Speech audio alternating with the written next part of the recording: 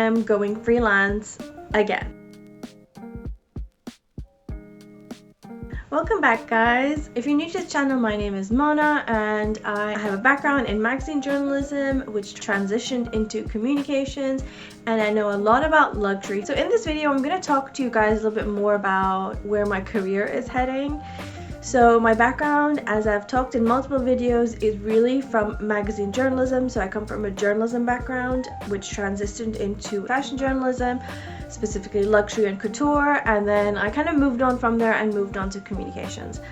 I did actually do a lot of freelance stuff. So when I first graduated from university, I didn't want to get stuck into a 9-to-5 job because I didn't feel like it was going to do anything for me. So I basically opted to go the freelance way.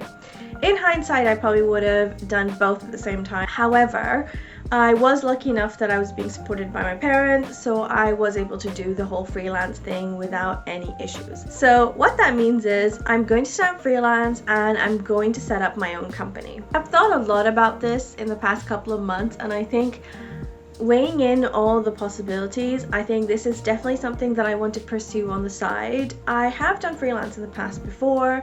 So I've done some work for investor media, I've done some work for Fashion Compassion, I've done some work for an events company when I first started out. So I've been in and out with freelance and kind of taking on clients within the luxury sector.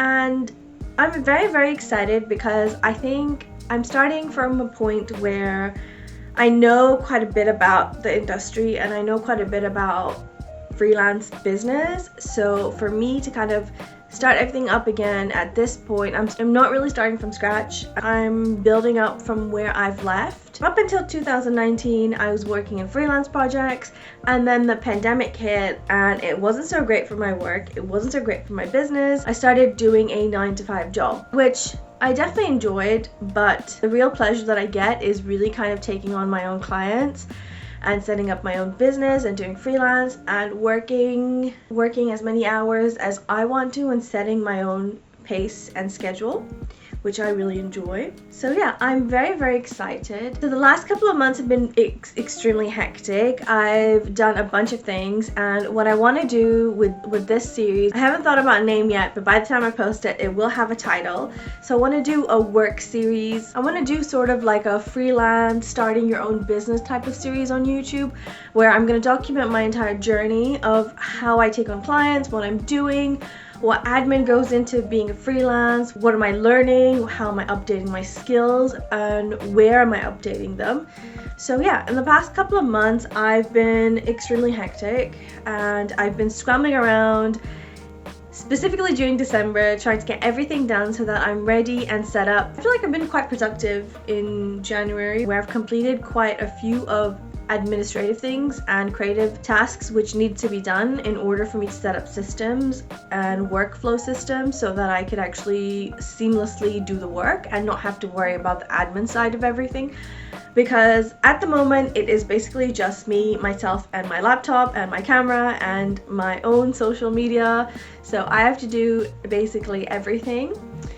So I've made a decision to kind of focus specifically on YouTube and kind of grow the channel from there and grow my brand from there. I was initially focusing on Instagram and YouTube, and I also have a Substack newsletter which you guys can actually sign up for, and I will link that down below.